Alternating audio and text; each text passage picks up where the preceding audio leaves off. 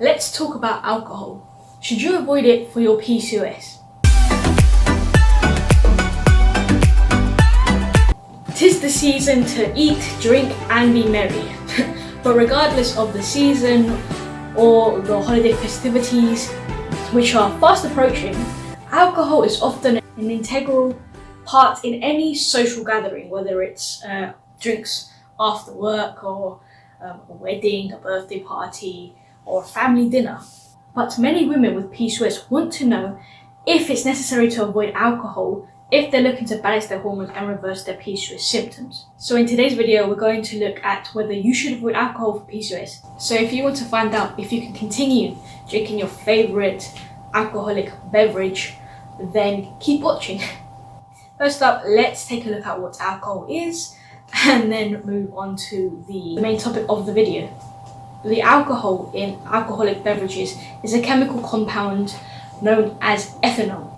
Alcohol is made by fermented fruits, vegetables and grains. So as I mentioned, many women are curious to find out whether they need to avoid alcohol for their PCOS. So here's the thing, to some people, alcohol is just another harmless addition to their lifestyle, while to others, it's seen as a poison. Let's take a look at what research suggests are some of the health benefits of alcohol.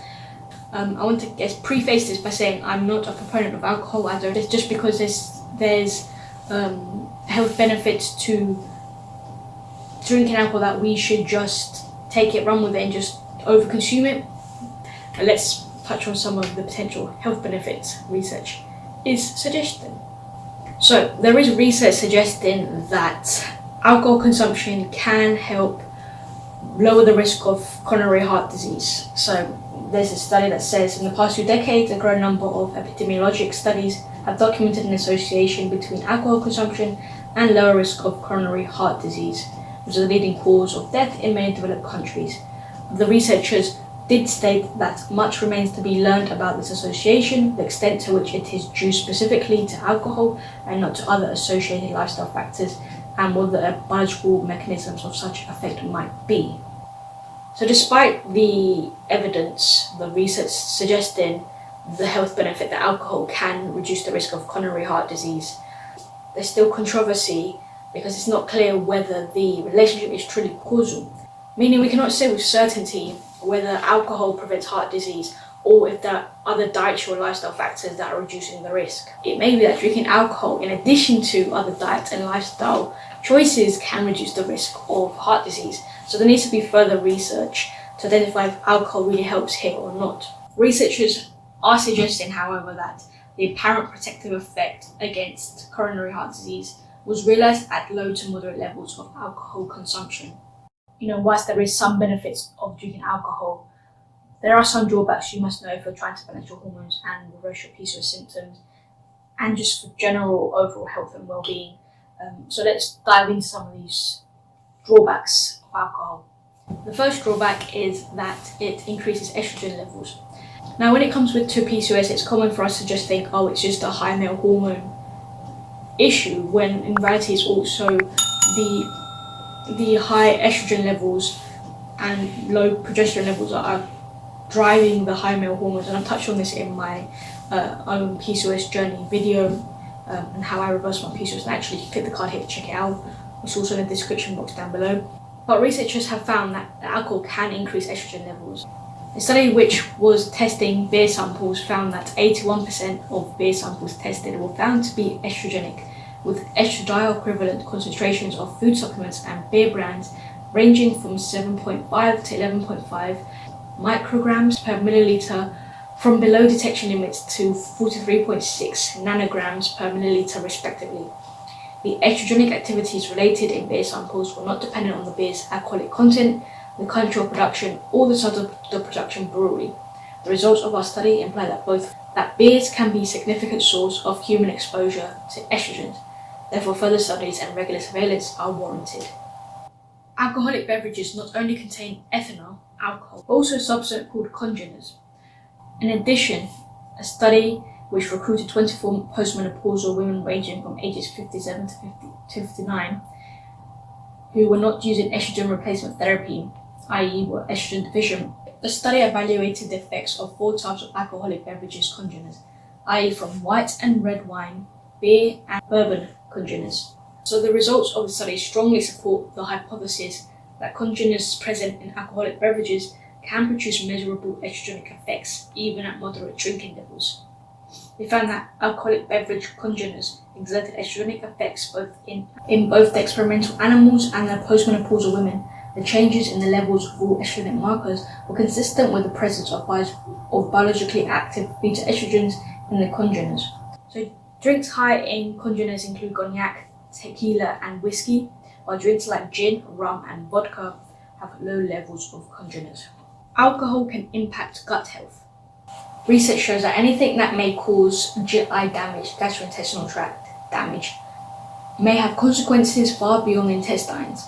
In fact, researchers have begun to discover that alcohol, particularly if consumed chronically and in large amounts, induces a process initiated in the gut that promotes inflammation throughout the body.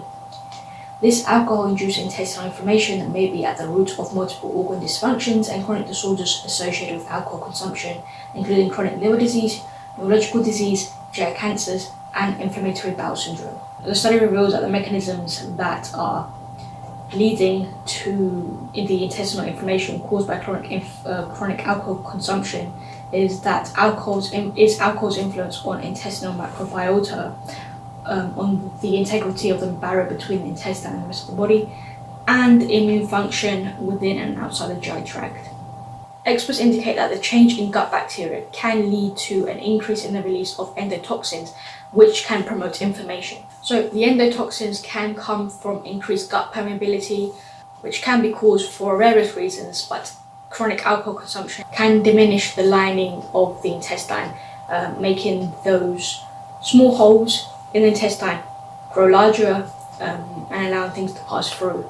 But even if you're not a chronic drinker, but you have developed increased gut permeability, which is common in women with PCOS. I have a video on the signs of leaky gut. Click the card here to check that out to see if you are suffering from leaky gut, which can put you greater at risk of developing inflammation, and alcohol worsens inflammation and symptoms do not improve, performance do not improve. So take that into consideration when thinking if you should be drinking alcohol. Another drawback is that alcohol can deplete vitamin B1 and increase iron in the brain. Researchers found that thiamine deficiency, which is found in a large number of alcoholics, is an important contributor to alcohol-related brain damage of all kinds, not only WKS, as was commonly thought in the past. Thiamine is an essential cofactor for several enzymes involved in brain and cell metabolism that are required for the production of precursors or for several important cell components, as well as for the generation of the energy supply molecule ATP. Thiamine deficiency leads to significant reductions in the activities of these enzymes and to deleterious effects of viability of brain cells. Chronic alcohol consumption can cause thiamine deficiency and thus reduce enzyme activity through several mechanisms, including inadequate dietary intake, malabsorption of thiamine from the gastrointestinal tract, and impaired utilization of thiamine in the cells. Accordingly, thiamine deficiency can potentiate a number of processes associated with chronic alcohol consumption that are toxic to brain cells.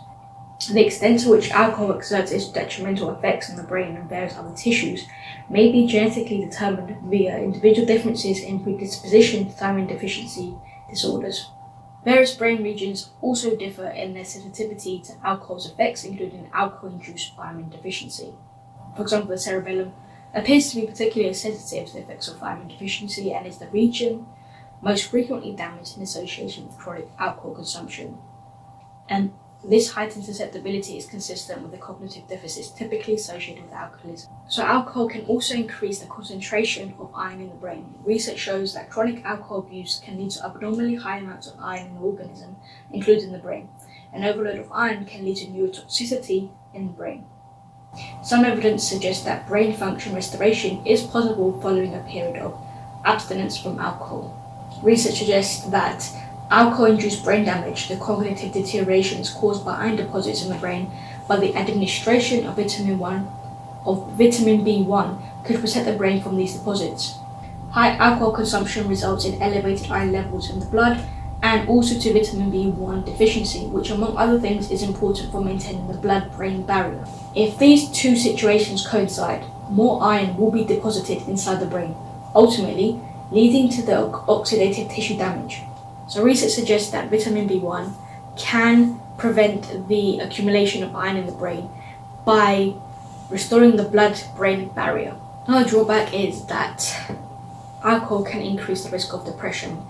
Experts suggest this because alcohol damages the chemistry of the brain, so it's crucial to keep track of your alcohol intake. And I prefer to minimize the amount of alcohol I do consume or just abstain from drinking alcohol just for my mental health and clarity.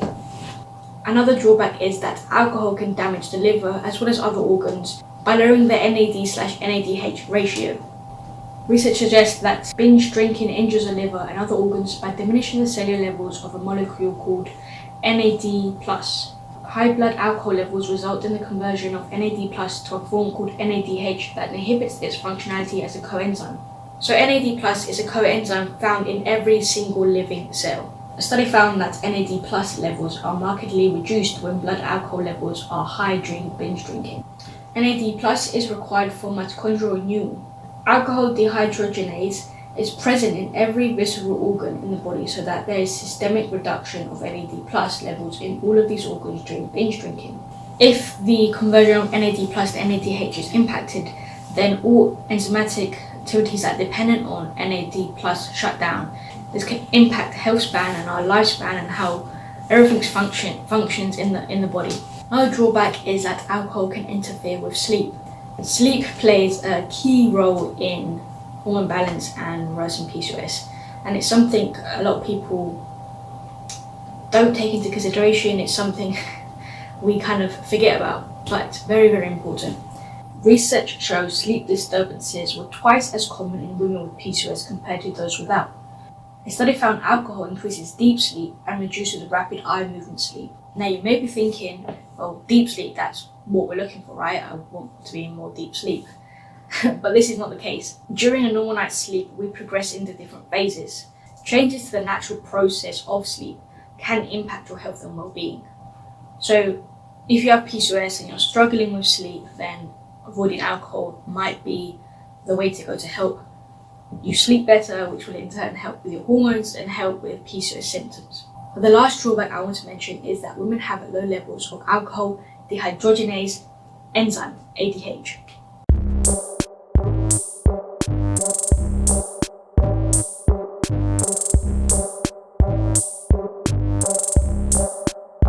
So in conclusion, should you avoid alcohol for PCOS?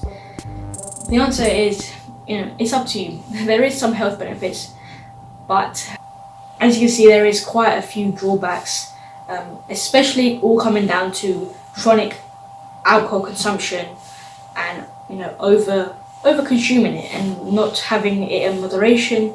So yes, alcohol can be part of your PCOS diet. If you are going to have some alcohol, 1 to 2 drinks may be okay, but I would say avoid alcoholic drinks which contain yeast, so you can limit your exposure to estrogen.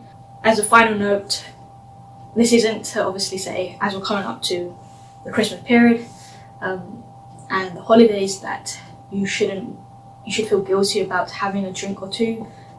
Just know that it's about balance and moderation and knowing when too much is too much, and just knowing how to support the body. If you have any questions, leave them in the comment section down below and subscribe, and I will catch you in the next one.